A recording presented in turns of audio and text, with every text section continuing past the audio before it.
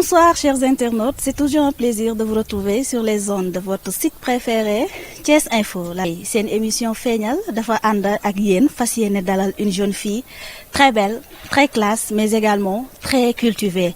Elle a été nommée Miss Thiès fële ca Pointe des Sarènes. Elle se nomme tout simplement mademoiselle Ndeye Aïda Diallo que nous allons accueillir tout à l'heure si suñu émission feeñal. Sans plus tarder, nous allons accueillir notre jeune fille. Elle se nomme tout simplement Ndeye Aïda Diallo, Miss Thiès 2019 léegi doon fii ci seen site préféré Thiès Info. Alors la voilà, elle est là habillée d'une robe rouge, une robe longue, machallah, très belle, très classe, très magnifique. Je peux même dire une robe de sirène. Ndeye Aïda Diallo, bienvenue. Merci beaucoup d'avoir répondu à notre invitation. Alors asseyez-vous s'il vous plaît. Prenez votre micro.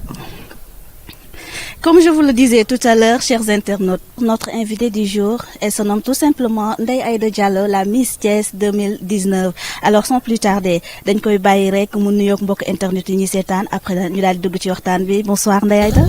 Bonsoir Kadia. Vous allez bien? Ça va. Vous êtes magnifique, machallah. Merci beaucoup. Comme alors dañ lay bàyyi nga nuyoog mbokk internet yi ñuy seetaan. Bonsoir Kadia. Bonsoir. Bonsoir chers internautes.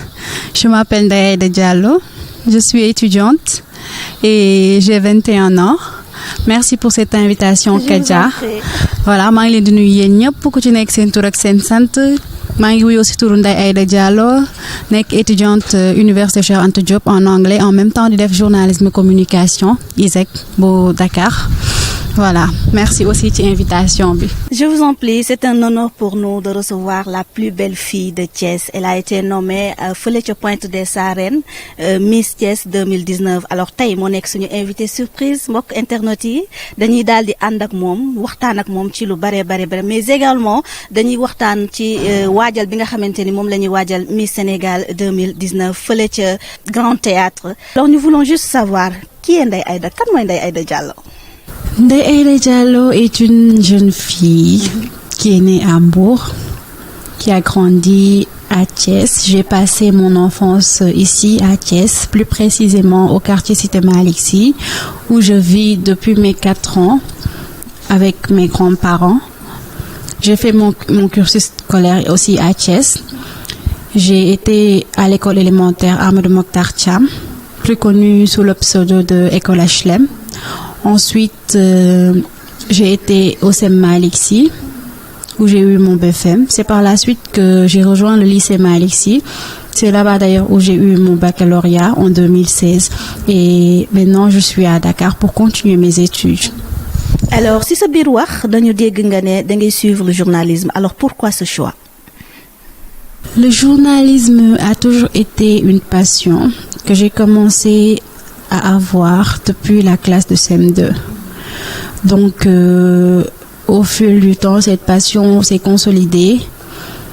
Cette passion continue de vivre en moi, raison pour laquelle cette année, j'ai décidé de vivre la passion du journalisme, raison pour laquelle je me suis inscrite en licence à l'ISEC de Dakar. Alors, nous vous souhaitons bonne chance. Merci pour Kadia. Ce choix. Merci. Alors, pourquoi nga choisir nekk Miss? Choisir nekk Miss, et est-ce que ses parents étaient d'accord avec Kadia, li ma poussé ma def Miss dafa nekk tamit loo xam te dama ko yàgg bëgg te comme je suis très motivée dans mes choix, comme affaire de journalisme dama poussé dama ni comme que lii laa bëgg je ferai tout pour l'obtenir. Je vais me donner les moyens de l'obtenir. Donc lépp loo bëgg ak lu mu metti di nga def tout ba obtenir ko te c'est ce qui m'a mené au résultat présent, c'est-à-dire à la couronne régionale.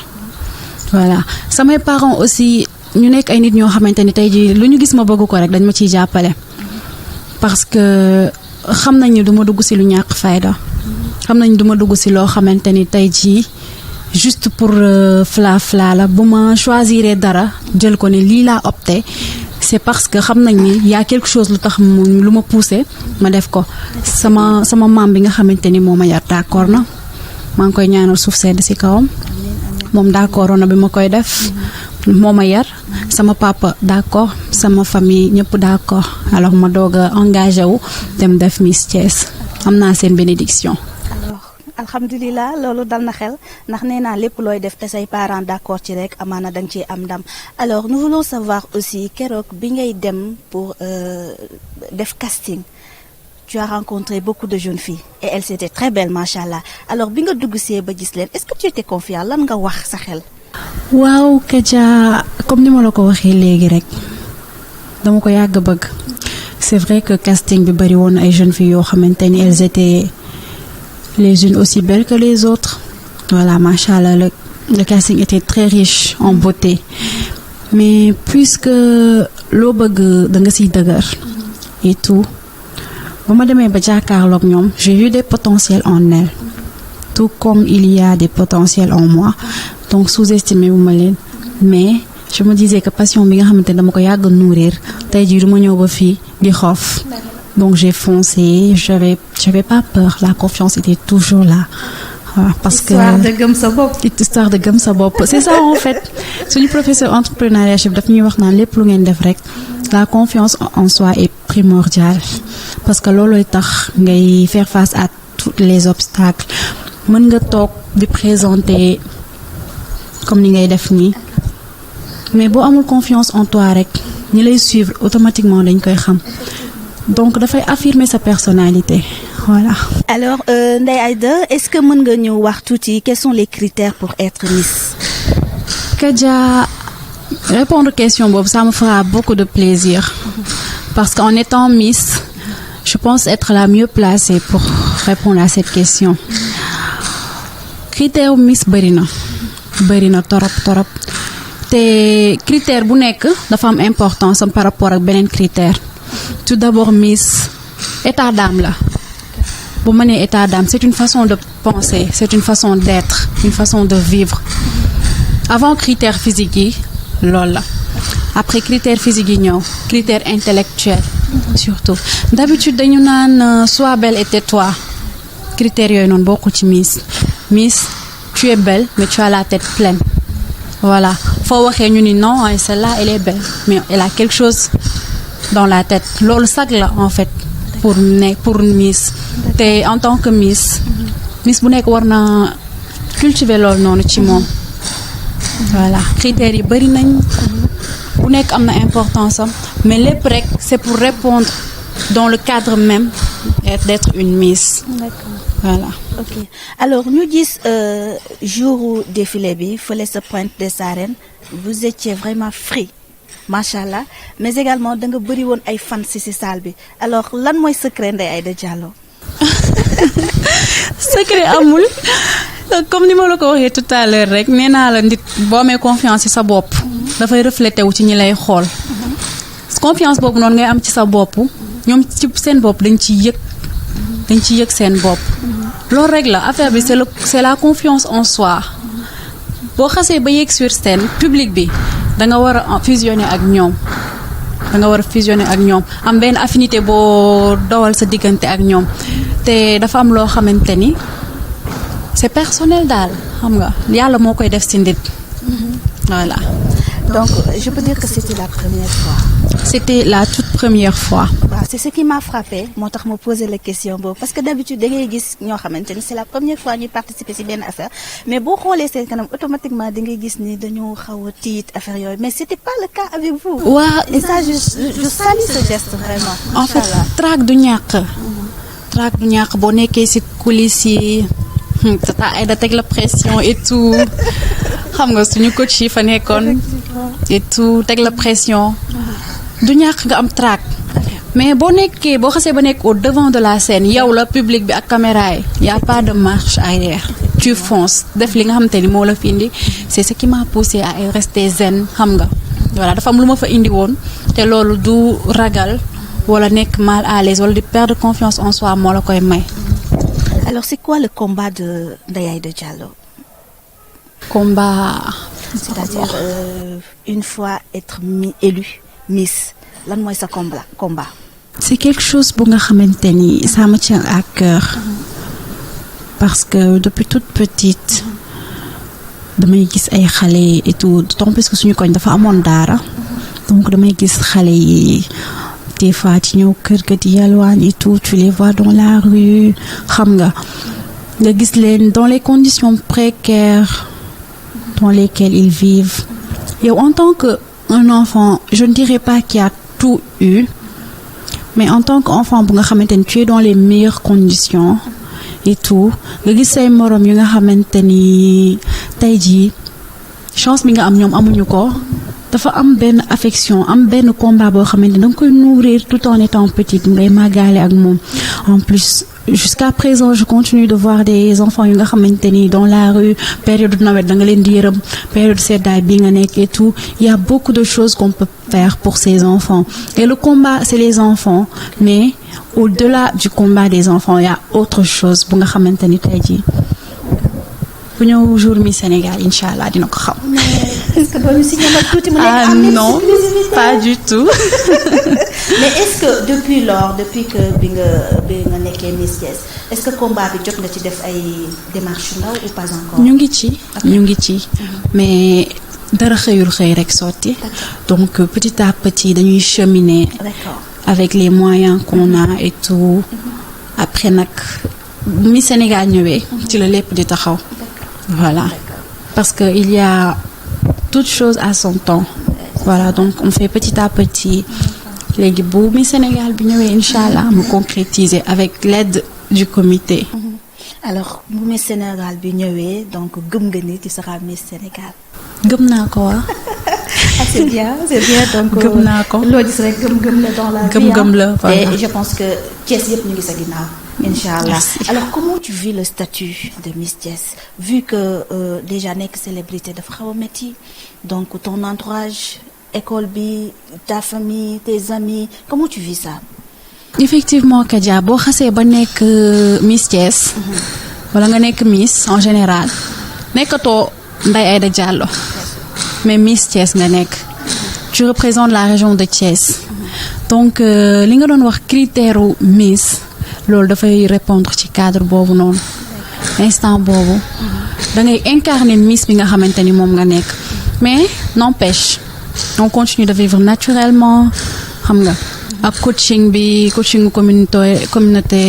comité régional bi encadré par Tata Aïda voilà aussi comité national bi duñu seetaan voilà avec la présidente Amina Badiane duñu seetaan benn yoon donc tout le temps ñu ngi topp suñu ginnaaw di xool ndax suñu critère en tant que Miss li tax ñu fal ñu Miss ndax ñu ngi koy respecter ndax est-ce qu'on reste toujours dans le cadre de Miss est-ce qu'on est toujours celle qu'on avait élue en tant que Miss régionale. Voilà, donc ce que je veux dire c'est-à-dire comment tu vis avec ton entourage c'est-à-dire école bi fii. moom laa lay wax léegi. donc c'est pas facile bon sama xalaat bu gàtt je me dis que c'est pas facile avec koñ bi fii boo génnee peut-être nit ñi dinañu bëgg photo ak yow nit ñi dinañ bëgg am say contact donc loolu naka nga koy dundee. da nga ni c'est pas facile mais c'est pas difficile non plus. Tant qu'on reste soi-même c'est pas difficile bu la nit ñi intercepter nga wax ak ñoom xam nga école suñu classe ñu bari xam nañ ni man maay Miss Thiès et tout dañ may tooñ déjà amitié bi rek day dox parce que en tant que Miss ambassadrice ce rôle d'ambassadrice instant boobu noonu lay feeñ dañuy nekk sa xarit jël say contact ngeen di déggante souvent WhatsApp ñu lay tooñ des fois damay dugg classe sax ñu naan ma Miss Sénégal tu vois donc loolu rek motivation la par rapport ak ñoom parce que dañu naan damay ñëw du classe ñu ma Miss Sénégal loolu da lay gën a motiver da lay gën a booster da lay gën a pousser à ce que vraiment nga def tout pour obtenir couronne boobu noonu mais je reste la même je vis naturellement les pieds sur terre voilà quoi c'est simple. méttiwul daal. moment biñ la nommé Miss Thiès alors lan nga ressentir moment boobu. j'étais heureuse et soulagée.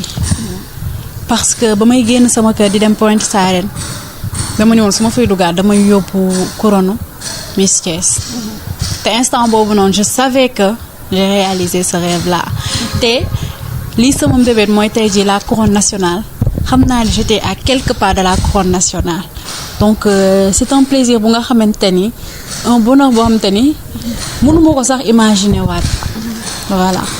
Alors, chers internautes, je vous rappelle que ñu ngi fii nga xamante ni mooy résidence Lat Dior de Thiès, accompagnée de la jeune fille, une belle fille, machallah, comme ni ma koy faral di waxee toujours rek, elle est magnifique, mademoiselle Ndeye Aïta Diallo, moom la ñuy moo nekk tey suñu invité du jour. Alors Ndeye Aïta, est-ce que yaa ngi xalaat, parce que ku ne xam ne célébrité c'est un peu dafa métti, surtout nag nga nekk ci jigéen. Alors des fois c'est ni comment dirais-je, comment je peux dire ça, c'est vie privée yëpp c'est exposé ci internet bi, donc dañ ko fiy gis chaque jour ñu koy gis. Yow léegi lan ngay wax ci loolu.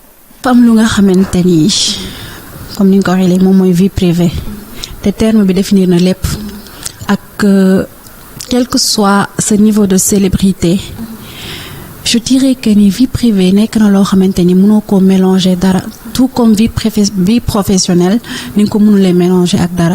Il y a le côté privé, il y a le côté public. Vie privée moom quel que soit alpha ça reste privé, peu importe ce niveau de célébrité, c'est la vie privée, ça reste privé. Le terme le définit. Bon, vous savez li tax ma laaj la question boobu mooy par exemple yow mën nga bañ a exposer sa vie privée, mais tu sais que célébrité dafa xaw a doy waar parce que am na nit ñoo xamante ne tey dañuy bëgg ñi di bañ, c'est très normal. tey ñi nga xamante ni ñooy noon yi tey mën nañu jël def benn geste sur le net ne Ndeye Aïda moo def lii wala Ndeye Aïda moo def lii quelque chose de négatif. Alors yow loolu foofu laay waxee ak yow bu boobaa loolu naka nga ko nar a gérer, parce que ça sera pas facile ah. Ça sera pas facile, mais déjà je commence à me forger dans le mental d'acier parce que c'est pas facile. tey ji nga nekk célébrité nga gis ci net bi loo xamante ni tey ji mën a yàq sa der et tout. On est aussi appelé à être des mères de famille plus tard. it am nañ famille donc nit ñëw rek xëy def dara ci internet bi ne moom moo ko def alors que toi en âme et conscience ñi la xam nañ ni en âme et conscience defoo ko c'est dur mais boo amee benn mental d'acier rek ñi la war a def confiance def la confiance donc di nga ko mën a gérer parce que je me dis que ñu gën a siiw ñu gën a nekk ay célébrité ñu ngi dund loolu te n'empêche ils continuent de vivre. Ils font avec. Donc force boobu ñu am courage boobu abnégation boobu je me dis que je vais cultiver la même chose en moi. L'essentiel c'est que ñi ma jege bu ma defee xam nañ bu ma deful xam nañ voilà ñenn ñi dinañ douter ñi bëgg dinañu déedéet du moom et tout mais n'empêche je reste zen voilà. Okay. Alors qu'est-ce que Miss Thiès t'a apporté? Beaucoup de bonnes choses. Comme quoi? Beaucoup de bonnes choses, machallah. Qu'est-ce que Miss Thiès m'a apporté et qu'est-ce que Miss Thiès continue de m'apporter. Voilà. Déjà lii rek dara la. Tey jii nga toog ñu wala ne la waa Thiès Info dañ lay invité nga def interview lii rek déjà dara la. Lenn la ci li nga xamante ni apporter na ma ko. Apporter na ma aussi des personnes yi nga xamante ni elles sont toujours là. À coacher Miss Thiès bu Miss Thiès waree def benn sortie ñu woo ko ne ko tu te comportes comme ça tu fais ça. Je peux citer Tata Aïda, je peux citer la présidente Amina Badiane et tout en sa qualité de présidente voilà donc am na coaching boo xamante ni ñu ngi ñu koy jox am na lu bari lu nekkul woon ci ñun ñoom dañ koy compléter voilà donc loolu apporter nañ ma ko y a des choses yu nga xamante ne man xaw ma ko woon. te Miss bi apporter nañ ma ko maa ngi dugg ci yenn milieux yi di rencontrer monsieur le maire monsieur le gouverneur le préfet pour ne citer que voilà ñu may jox seeni conseils et tout donc loolu c'est quelque chose bu nga xamante ni c'est valeureux pour moi. Donc si je comprends bien genre école la quoi. Genre école la voilà on se réapprend et on apprend. Okay. Aussi parce que da ngay nekk Miss am nga sa jikko mais tu essaies de vivre avec jikko ñeneen ñi tu essaies de vivre avec Miss bi li nga xamante ni moom la la imposer est-ce que vraiment ce couronnement nga dund ko d'une façon bu nga xamante ni tu le vivras pas en tant que Ndeye Aïda Diallo mais en tant que Miss Thiès te koy jàngal.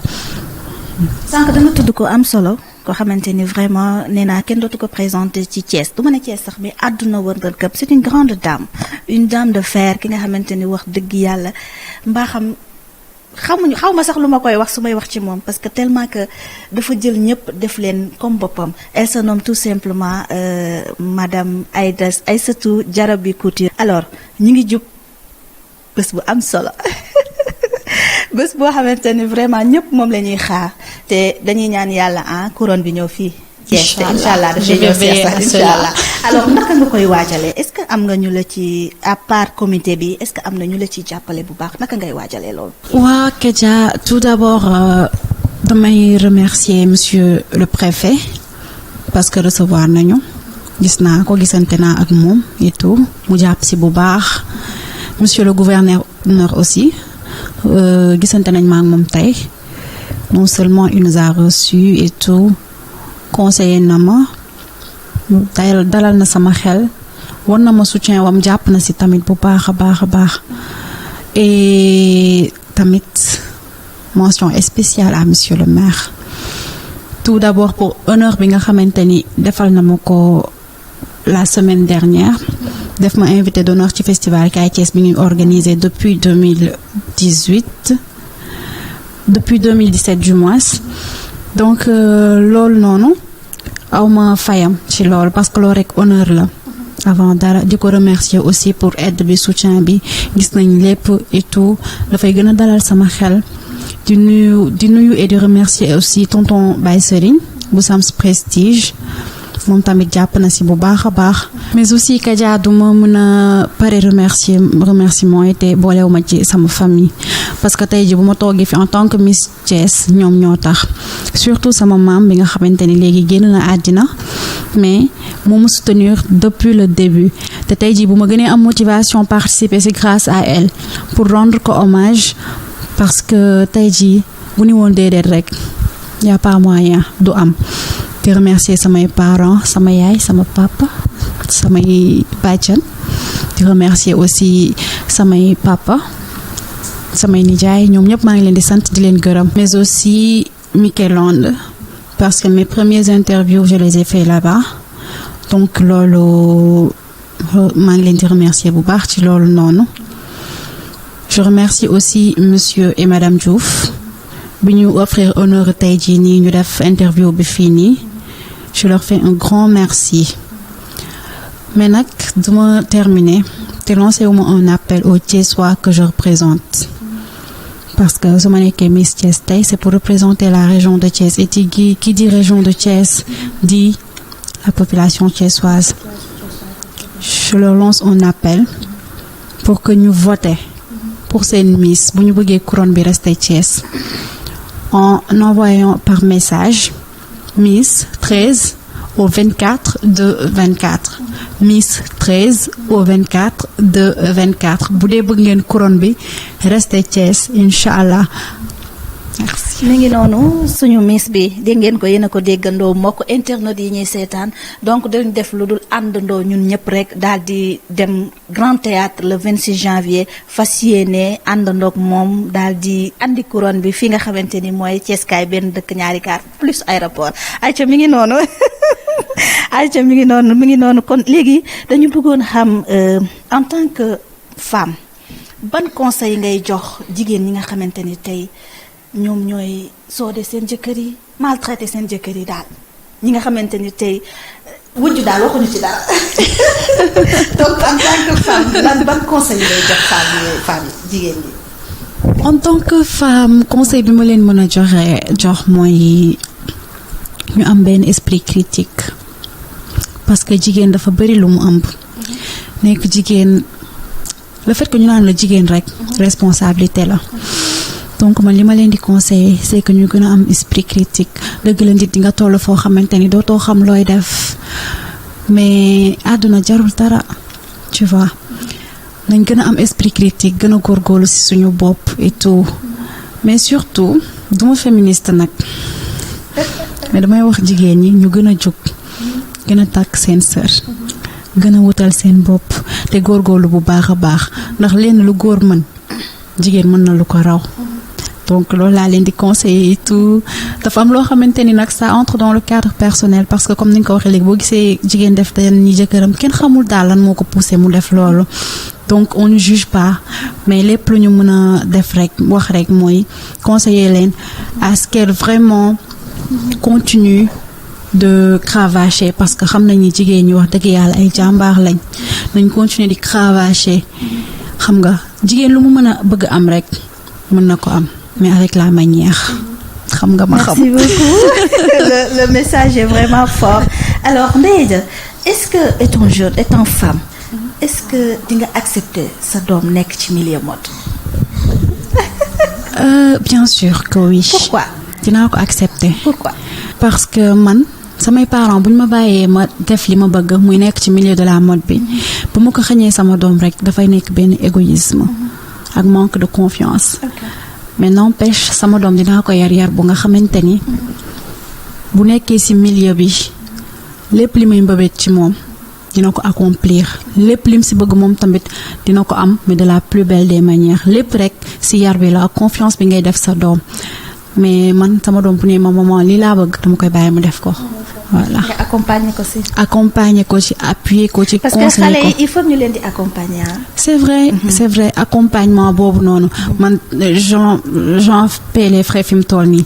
ndaxte comité Miss Sénégal bi et tout Tata Aïda mënoo ma wax ci moom te reetaanuma parce que gis naa li may won et tout li may won sonal na ma torop tout le temps daf may rentrer tout le temps mais su ma toogee man kase dinaa xam que ni lii moo tax muy wax. Effectivement. lii moo tax parce que man xale laa donc c'est normal mu may conseiller c'est normal bu ma defee naka su noonu mu dal sama kaw et tout. présidente bi Amina Badiane aussi en tant que femme. aussi dañuy conseiller et tout xam nga donc suñuy wax dama leen di comprendre parce que damay xam ne ñoo ma jiitu ci milieu bi te tey jii bu ñu sañoon Miss nekk ku nga xamante ni tey jii zéro faute donc je les comprends et tout. bien vrai que ni metti na nag. mais dara xëyul yomb dara xëyul sotti donc boo amee ñi nga xamante ni ñu mel ni Tata Aïda dañuy nekk sa ginnaaw di la jàppale di la épauler léegi déjà sant yàlla la waaw. donc ci kaw loolu mbokk internet yi nous allons accueillir Tata Aïda mu wax ñu tuuti rek ci préparation Miss Sénégal fële ca Grand Théâtre le 26 janvier inchallah. alors Tata Aïda nuyu nañ la. fay naa la Dia fay naa bu baax contentement di la recevoir ci suñu plateau. merci beaucoup. alors ñu bëggoon a xam naka ngeen di waajale en un mot rek naka ngeen di waajalee Miss Sénégal bi. waaw merci beaucoup Kadia maa ngi nuyu internet ñu muy seetaan yépp ñu ngi waajal Miss Sénégal bi le 26 janvier au Grand Théâtre National waajal goo xamante ne bu amul fu mu yema ndaxte suñu Miss Sénégal bi macha allah dañu bëgg mu dem haut niveau donc moo tax ñu koy waajal gu mucc ayib comme ni ñu koy waxee di ñaan yàlla may ñu fekki ak tal ba ñu mën ko def ak jàmm ak salaam waaw. merci Tata Aïda. di leen ñaanal yàlla rek yàlla na leen ci yàlla jàppale. ba keroog ngeen di amiin ayca Ndeye Aïda lan mooy sa dernier mot ce mot de la fin. di la remercier Kadia ci invitation bi. di remercier comme ni ma ko waxee léegi monsieur et madame Diouf. mi ñu permettre tey ji ñu def interview bi ici aux résidences Lat Dior. di remercier monsieur le caméraman. Abou. di remercier aussi Tata Aïda ci accompagnement bi. mais aussi di remercier comité Miss Sénégal bi nga xamante ni ñoo tax li yépp am sous la direction de madame Collé Badiane. di wax aussi continuer di lancer appel ñëpp pour que ñu voter pour Miss Thiès bu dee bëgg nañ couronne bi rester ici à Thiès di leen remercier et tout di leen wax tamit ngeen jënd ticket ñëw assister à Miss Sénégal le 26 janvier 2019 au Grand Théâtre et di leen wax aussi que duñu ko regretter parce que ce sera un spectacle riche en couleurs. Merci. Alors chers internautes lii lañ leen andiloon ci seen biir émission feeñal tey nous étions en compagnie de la Miss Thiès 2019 mademoiselle Ndeye Aïda Diallo mais également dañuy remercier monsieur et madame Diouf fii ci résidence Lat Dior ci accueil chaleureux bi nga xamante ni tey defal nañu ko mais également pour ce beau décor au sein de la résidence Lat Dior di leen ziarat bu baax a baax di amaat mbégte bu baax a baax di leen wax ne dig daje lay doon très prochainement ak seen beneen invité ci seen biir émission feeñal fii ci seen site internet Thiès Info merci beaucoup et à très bientôt.